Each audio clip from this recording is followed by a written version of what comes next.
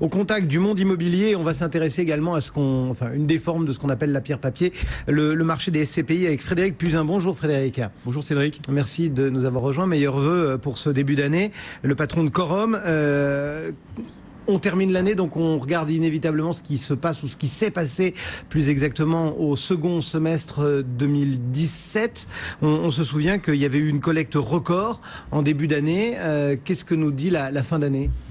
Oui, alors on revient sur le premier semestre, collecte record au premier trimestre avec plus de 2,4 milliards d'euros d'épargne français investis dans les SCPI contre un peu plus d'un milliard l'année précédente, donc une progression de 124%.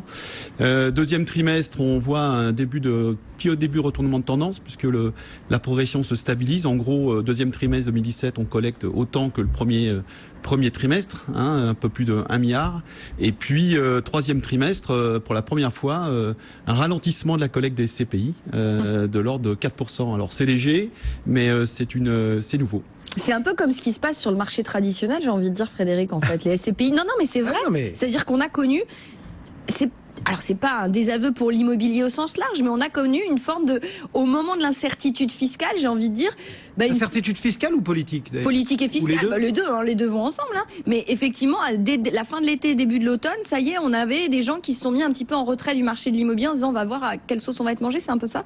Oui, alors on avait observé à peu près la même chose en 2012, pas tellement sur 2012 d'ailleurs, mais plutôt sur 2013. Donc on voit que ça correspond effectivement aux grandes échéances électorales et puis aussi dans la période qui suit les échéances électorales, aux grandes décisions sur le plan fiscal et donc budgétaire effectivement. Donc aujourd'hui, on a vu clairement, notamment autour de l'IFI, toute la problématique, y seront-elles pas, sous quelle forme, à quel endroit, ça a pesé ? Oui, alors ça a sans doute pesé, et d'ailleurs ça peut-être amené une forme de confusion, puisqu'en définitive, donc les SCPI restent dans l'IFI, donc en gros rien ne change puisqu'elles étaient autrefois dans l'ISF, et effectivement ça peut amener une forme de confusion, notamment pour les gens qui n'étaient pas autrefois ISF, ils ne sont toujours pas à l'IFI, puisque ça ne concerne que les patrimoines et les revenus élevés. Donc à peu près 5 à 10% des porteurs de parts de SCPI, ce qui est quand même relativement faible. Et pour vous, c'est pas une si mauvaise nouvelle, je crois, non ?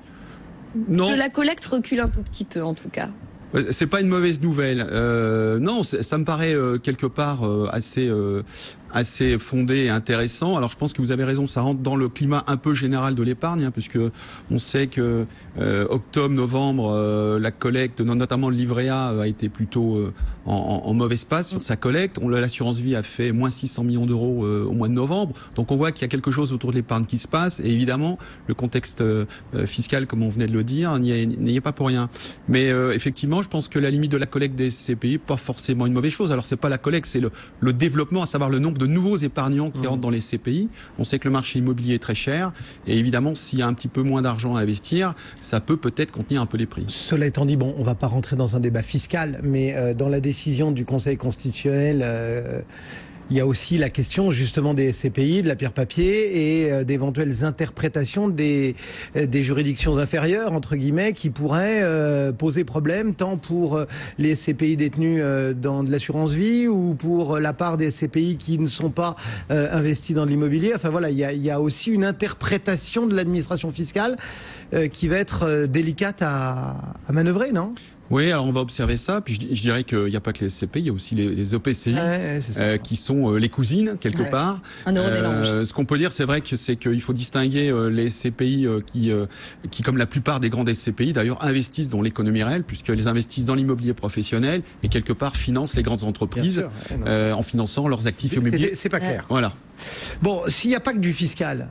Si finalement le fiscal a joué un rôle, mais sans jouer un rôle majeur, qu'est-ce qui est entré aussi en ligne de compte ? Je pense que vous venez de le dire, il y a eu vraiment un boom des CPI depuis 4-5 ans, avec notamment, on l'a vu dans la presse, on l'a vu dans les médias, c'est un produit qui a émergé, qui était quasiment inexistant et puis qui est devenu... Alors qu'il n'est pas tout nouveau. Non, c'est un produit ancien. On va perdre de l'année. Voilà. Et donc il y a eu un engouement depuis 4-5 ans qui était essentiellement lié à la capacité des CPI qui ont eu à traverser la crise des subprimes. Et puis il y a une forme de démocratisation aussi. Voilà, des revenus très réguliers, un produit relativement simple puisque vous n'investissez que dans l'immobilier. En gros, vous mettez l'argent dans un fonds. Grâce à cet argent, on achète des immeubles. En contrepartie, il y a les loyers et vous en touchez les dividendes. Donc c'est assez simple à comprendre. Et puis on a vu depuis un an et demi, un certain nombre de journalistes s'émouvoir du niveau de collecte des SCPI et surtout des OPCI et se poser des questions au moment où le marché immobilier est aussi cher. Donc un certain nombre d'articles, les épargnants ont peut-être aussi réfléchi et je pense que ça a dû aussi un petit peu peser dans la balance. Quels sont les signaux exactement justement qui se sont peut-être allumés? Les signaux, c'est un marché immobilier, enfin je l'ai dit à plusieurs reprises à cette antenne, c'est un marché immobilier qui est très cher, au moment où ces SCPI et OPCI collectent énormément, donc ça veut dire qu'on collecte énormément, donc on achète beaucoup au moment où le marché est quasiment au plus haut. Vous l'avez tout à l'heure souligné pour l'immobilier résidentiel, et donc ça peut amener à se poser des questions, puisque au fur et à mesure, vous allez dégrader la rentabilité, plus vous achetez quelque chose cher alors que le loyer ne bouge pas, un actif cher et moins le loyer va progresser. C'est pas valable que pour les... Voilà. Et c'est un petit peu la même trajectoire que l'assurance vie, avec quelques 2% d'écart entre le rendement de l'assurance vie et de la SCPI, puisque cette année on attend un rendement moyen des SCPI aux environs de 4,3-4,5%. Donc en baisse encore une fois par rapport à l'année dernière. Bon, effectivement, tout ça on le prend en compte, et puis vous l'avez rappelé, d'autres l'ont rappelé, etc. Mais vous et d'autres d'ailleurs nous ont aussi régulièrement parlé de ces SCPI qui quittent finalement ou diversifient leur secteur et vont voir aussi ailleurs que sur ce seul marché français. C'est une partie de la réponse se trouve là? Oui, c'est comme n'importe quel achat, n'importe quel consommateur. Quand vous allez à un endroit que vous trouvez pas le produit que vous cherchez, vous allez ailleurs. Donc les SCPI qui étaient franco-françaises, elles n'ont plus trouvé la rentabilité qu'elles cherchaient en France, donc elles se sont expatriées. Et je pense qu'il y a une fausse mauvaise idée. Alors ça, c'est le comportement très moutonnier des investisseurs de façon générale. Tout le monde est parti en Allemagne. Mauvaise surprise. Oui, alors on a trouvé plus de produits en Allemagne, mais le marché allemand est pas moins cher que le marché français, et je dirais même bien au contraire. Voilà. Donc ça a été une des premières réponses. Et puis ensuite, il y a quelques acteurs qui sont vraiment sortis des sentiers battus, qui ont été sur toute l'Europe et qui ont défriché et découvert d'autres terrains d'investissement. C'est-à-dire, c'est où? Où faut-il aller? Où les SCPI doivent-elles aller? Alors, il n'y a pas d'endroit où les SCPI doivent aller. Je pense qu'il y a deux grands axes pour bien investir dans le marché immobilier, quel qu'il soit, quand on est investisseur. Il faut d'abord savoir jouer les contre-cycles. Par exemple, certains l'ont joué en Espagne en 2012 et en 2013. Ils ont été peu nombreux, mais ils ont dégagé de superbes plus-values en revendant il y a 1 ou 2 ans. Donc ça, c'est ce qu'on appelle le contre-cycle. Et puis après, il faut savoir aussi investir ce qu'on est capable d'investir. Voilà. Et donc, je pense qu'il faut être attentif à la collecte, donc au nombre de nouveaux épargnants qu'on fait rentrer dans ces SCPI, et ne faire rentrer que l'argent qu'on est capable d'investir. Et là, il faut être opportuniste. C'est-à-dire qu'il ne faut pas sans doute se spécialiser sur un marché ou sur un produit, mais aller chercher la rentabilité là où il est. Est-ce qu'il y a des marchés dont il faut se méfier en dehors de l'Allemagne ? Je dirais, aujourd'hui en Europe, zone euro, il faut quasiment se méfier de tous les marchés. Il n'y a plus d'Eldorado. On a connu l'Espagne, le Portugal, par exemple, il y a 5 ou 6 ans. Il y a eu les Pays-Bas il y a 4 ans. Voilà que j'ai été un des premiers à défricher. Mais aujourd'hui, énormément d'investisseurs viennent aux Pays-Bas. Donc, trop tard. Les prix ont monté, donc c'est formidable pour les gens qui sont arrivés très tôt, mais aujourd'hui ça devient un peu compliqué.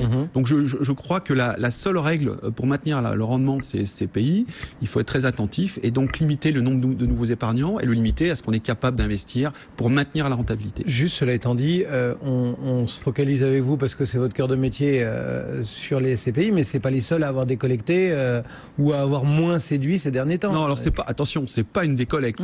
C'est une moindre moins séduit. C'est quand même des collectes très importantes, historiquement très fortes. C'est juste un ralentissement de la collecte. Il n'y a surtout pas de décollecte, contrairement à l'assurance vie. D'accord. Mais alors, juste pour un mot, vous disiez, l'Europe c'est risqué. Faut aller où alors ? Non, je dis pas que l'Europe est risquée. Je dis juste que l'Europe, on peut pas investir de façon infinie et les yeux fermés. Mais là, vous étiez en train de nous dire qu'il fallait aller ailleurs quand même, non ? On peut aussi aller ailleurs. Voilà. Et on peut sortir de la zone euro. Voilà. Donc, je vais pas vous donner tous mes secrets de fabrique, mais on voit bien qu'il y a des marchés aujourd'hui qui peuvent être intéressants, et en fait c'est ce que je vous disais tout à l'heure, c'est un peu comme l'Espagne ou le Portugal 2012. Voilà, il y a des marchés qui sont plutôt en bas de cycle. Après il faut le faire de façon très prudente, mais il faut aller chercher les opportunités là où elles sont et surtout pas aller où tout le monde va, puisqu'évidemment là on est sûr de payer cher. Bon, et alors sans dévoiler tous vos secrets de fabrique, vous voyez comment l'année 2018 pardon ? Une année 2018, je crois que l'épargne de façon générale va repartir. En fait, ce qu'on est en train de vivre est quelque part assez logique. On est malgré tout dans une phase de reprise économique. Les gens se sont sans doute remis à consommer. Les ventes de voitures neuves, notamment pour les constructeurs français, ont explosé. Donc tout ça, c'est très bien pour l'économie. Peut-être un peu moins d'épargne, mais je pense qu'à nouveau l'épargne va repartir. Et pour les SCPI, on va repartir dans une dynamique, mais que j'espère toutefois raisonnable et mesurée. Et en termes de perspective de rendement, je crois que les SCPI qui continueront à investir, France, Allemagne, et de façon très classique, vont voir le rendement continuer à baisser. Et puis ensuite, il y aura quelques acteurs qui arriveront à trouver les endroits qui permettront de maintenir ces rendements.